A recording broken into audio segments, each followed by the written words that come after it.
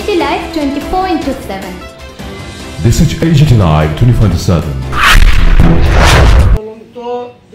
এটা আমরা কিছুদিনের মধ্যে আমরা আগামী দিনে জনসাধারণের তাদের উদ্দেশ্যে একটা বক্তব্য, এই যে বাজেটটা হলো এটা বলেছেন 7 বছরে তো হয়েছে সরকার। রেল বাজেটটা কিন্তু আগে সেপারেট বাজেট হতো, এখন এটা জেনারেল বাজেটের সঙ্গে যুক্ত করে দিয়েছে। এই বাজেটটার মধ্যে তাদের উদ্দেশ্যে প্রশ্ন, কেন সরকার বা তাদের দল একবারের জন্য বলেন না 2008 সালের সেপ্টেম্বর মাসে ত্রিপুরা রাজ্যে রেল চালু হয়েছে, 17 বছর হয়ে গেছে প্রায়। তাহলে এই টাইমটার মধ্যে এখন ধর্মনগর যেতে 4.5 ঘন্টা, কখনো 5 ঘন্টা, কখনো 4 ঘন্টা মিনিমাম, কিন্তু এটা হওয়ার কথা না, 2 ঘন্টা থেকে 2.5 ঘন্টা যাওয়ার কথা। ডুয়েল গজ করার জন্য শুরু থেকে কিন্তু এই বক্তব্যটা ছিল যে ডুয়েল গজ করবে। একটা পয়সা এই বাজেটে কি আছে যে ডুয়েল গজের জন্য সার্ভে করা বা কাজটা শুরু করা নাই। তৃতীয়, অল্টারনেটিভ রেলের জন্য বলা হয়েছিল, তারাও বলেছিল 2018 ভোটের আগে বক্তৃতা করে বলেছে অল্টারনেটিভ রেল লাইন যেটা কৈলাসহর, কমলপুর, খোয়াই, সোনামুড়া হয়ে বিলোনিয়া কানেক্ট করা হবে মূল লাইনের সঙ্গে। এই অল্টারনেটিভ লাইনের জন্য 7টা বছর গেল, 1 পয়সা বরাদ্দ আছে? তাহলে ধন্যবাদ রেলি যারা করছেন তারা এই দাবিটা করুক না, ধন্যবাদ জানান। তারা যেহেতু ধনিক বণিকদের দল, বড় লোকের দল, স্বাভাবিক কারণে বাজেট তাদেরকে খুশি করেছে, তারাও খুশি, কিন্তু আম জনতার তো কিছু হয়নি। আর সবচেয়ে বড় বেমালুম যেটা ভয়ঙ্কর প্রবণতা সরকারের, বেকার সমস্যার যে তীব্রতা ভারতবর্ষে, এটা সবাই এক বাক্যে স্বীকার করছে। অর্থনীতিবিদরা পর্যন্ত বলছেন ভয়ঙ্কর পরিস্থিতি, আউটব্রাস্ট মতো অবস্থা। এই বেকার সমস্যা সম্পর্কে বেমালুম ভুলে গেছে বাজেটটা। কোনো বরাদ্দ সরাসরি তাদের ক্ষেত্রে কোনো বরাদ্দ কিন্তু নেই, খালি পদ পূরণ করা, নতুন পদ সৃষ্টি করা নেই।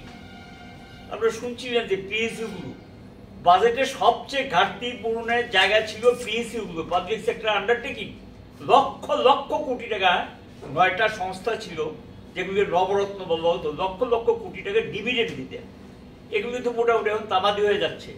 সর্বশেষ পৃথিবীর 2য় বৃহত্তম সংস্থা এটা এলআইসি, লগ্নিকারক সংস্থা, পৃথিবীর 2য় বৃহত্তম কিন্তু এই সংগঠনটা, এটাকেও শেষ করে দেওয়ার জন্য 100% ফরেন ডাইরেক্ট ইনভেস্টমেন্ট কল করে দিয়েছে। এবং এই পরিস্থিতির মধ্যে কৈলাসহরে বিমানবন্দর নিয়ে আসা যাওয়া, প্রেস রিলিজ, হেন তেন অনেক কিছু হয়েছে। কৈলাসহর বিমানবন্দর প্রায় বলেই দিয়েছিল যে এটা খুব শর্ট টাইমের মধ্যে চালু হয়ে যাবে। আজকাল 7 বছর হলো। এবার যে কতগুলি দেখলাম 2-4টা এয়ারপোর্টের কথা বলেছেন, তো এটা থাকলো না কেন? কৈলাসহর এয়ারপোর্টটাকে কিভাবে এটাকে এক্সপান্ড করা যায় এবং তার জন্য অর্থ বরাদ্দ একটা লাইনও তো নেই। তো এই রাজ্যের জন্য ভারতবর্ষের কথা বলেছে, আমি ওই লাইনে নিশ্চয়ই সেটা যেটা বলেছে এটা ঘটনা, কিন্তু এই যে সেন্ট্রাল বাজেটটা, কেন্দ্রীয় বাজেটে ত্রিপুরার জন্য কি আছে? কোনো একটা না। ওরাই বলেছে এইমস হাসপাতাল প্রায় এসে গেছে, জায়গাটাকেও দেখেছে, 3-4 জায়গায় গিয়ে দেখেছে। এইমসের তো এবার যে দেখে চার্ট বেরিয়েছে কোথায় কোথায় 2-1টা হাসপাতালটা তার স্বাস্থ্য পরিকাঠামো তৈরি হবে, কোথাও তো দেখলাম না যে ত্রিপুরাতে একটা এইমসের হাসপাতাল হবে। নজরে পড়েনি, কি জানি আপনাদের নজরে পড়েছে কিনা। তো রাজ্যটাকেও তো টোটালি বঞ্চিত করা হয়েছে। রাজ্যবাসীর কথা চিন্তা করে একবার কি তাদের দিক থেকে প্রতিবাদ থাকবে না? কারণ প্রতিবাদ করবে না, এই কারণে এখানকার আম জনতা, সাধারণ মানুষ ক্ষতির হাত থেকে রেহাই পাক, এটা তারা শ্রেণীগত অবস্থান থেকে চায় না। এটা বড়লোক ধনিক বণিকদের স্বার্থ রক্ষাকারী বাজেট, একেবারে নির্লজ্জভাবে তাদের পক্ষে দাঁড়িয়েছে, পরিষ্কারভাবে, লজ্জাহীনভাবে এটার পক্ষে দাঁড়িয়েছে যে এই বাজেটের বিরুদ্ধে গোটা দেশে আমাদের যা শক্তি আছে 5টি বামপন্থী দল লড়াইতে নেমেছেন।